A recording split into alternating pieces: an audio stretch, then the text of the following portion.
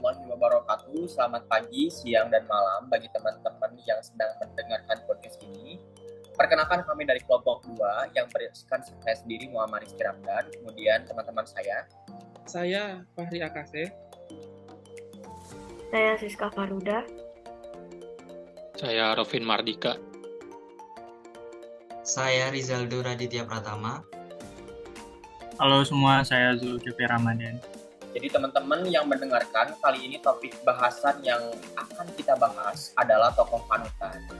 Sekarang aku mau tanya ke teman-teman sekalian, menurut kalian itu tokoh yang jadi panutan bagi kita sebagai generasi Z itu yang seperti apa sih kira-kira? Kalau menurut saya, yaitu sosok yang bisa dijadikan tauladan mengenai sikapnya yang teguh dan konsisten untuk membawa kehidupan yang lebih baik khususnya di Indonesia. Kalau menurutku sih yang jelas mengabdi kepada nusa dan bangsa ya. Aku setuju tuh sama Rofin tadi. Jadi yang jadi sosok panutan itu yang punya sikap-sikap yang luar biasa, Mar. Kayak pantang menyerah, kemudian rela berkorban, dan selalu berusaha membawa kebaikan. Gitu sih, Mar, kalau aku ya. Iya. Dari pendapat teman-teman, aku punya sosok tokoh yang menarik dan mencerminkan nilai-nilai yang sudah tadi teman-teman sampaikan. Dan itu adalah salah satu wanita yang mana dia merupakan pelopor juga bagi kita semua untuk kesetaraan gender. Dan sosok itu adalah Cut Nyak Dien. Oh iya Mar, kayaknya aku pernah dengar. Beliau itu merupakan pahlawan dari Aceh itu ya Mar? Benar itu Do. Beliau itu terkenal karena berhasil menahan para penjajah Belanda sewaktu Perang Aceh. Nah, beliau itu punya banyak sifat yang dapat kita jadikan teladan. Salah satunya sampai beliau diasingkan pun, beliau masih tetap memiliki dedikasi bersama para tahanan yang lainnya.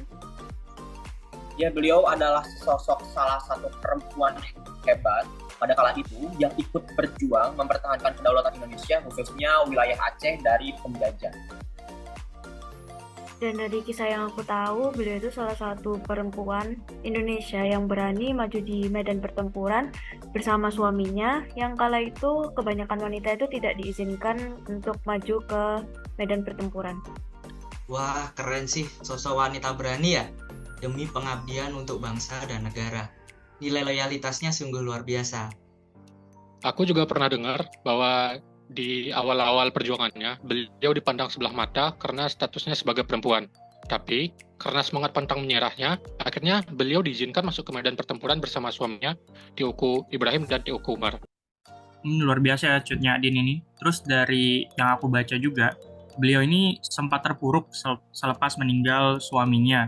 Tapi, dia tetap semangat dan perjuangannya itu nggak pernah padam gitu. Bahkan setelah meninggal itu, Cut Nyak Dien tetap memperjuangkan kemerdekaan di tanah Aceh. Gitu ya.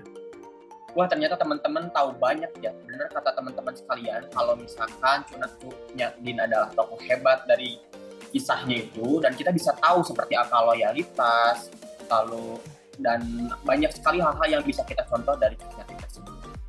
Dan kita juga bisa mencontoh dari kecintaannya kepada Indonesia. Bener Mar, apalagi kalau sikap itu bisa kita terapkan dalam perkehidupan sebagai ASN. Kecintaan kepada bangsa Indonesia pasti menumbuhkan sikap ASN kita itu menjadi lebih ke profesional dan ASN yang cinta kepada bangsa Indonesia.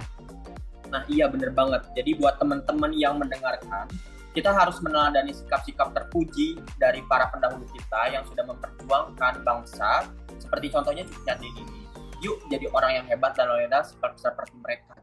Nah, saya untuk closing statement sendiri, saya ingin teman-teman berpendapat terhadap semuanya. Kalau misalkan apa sih makna pahlawan bagi teman-teman? Silakan Mbak Siska terlebih dahulu ya.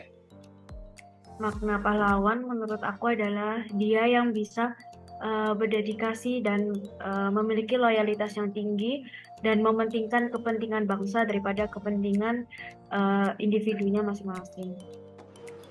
Dedikasi dan loyalitas ya utamanya gitu.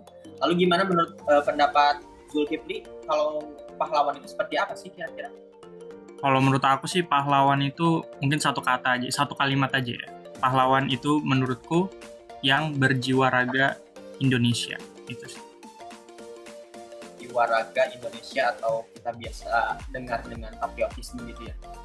Iya, Kalau benar. misalnya Rizaldo gimana Rizaldo? Kalau menurutku pahlawan itu dia yang berani dan berhati besar. Oke, berani dan berhati besar. Kalau menurut Rofin? Kalau menurut saya ya seperti di film-film, pahlawan itu pembela kebenaran. Dan Fahri terakhir? Kalau menurut aku sih orang yang rela berkorban bagi bangsa dan negaranya. Baik teman-teman, kita sebagai milenial juga harus tahu bahwa perwujudan sebagai pahlawan itu bukan kita bisa hanya membela negara melawan penjajah, tapi ketika kita menjadi sesosok yang profesional di lingkungan kerja kita, contohnya kita sebagai ASN, itu merupakan perwujudan sebagai pahlawan itu sendiri. Mungkin itu saja yang dapat kami sampaikan pada kesempatan ini. Terima kasih atas perhatiannya dan mohon maaf apabila ada kata yang salah dan kurang berkenan. Terima kasih. Wassalamualaikum warahmatullahi wabarakatuh.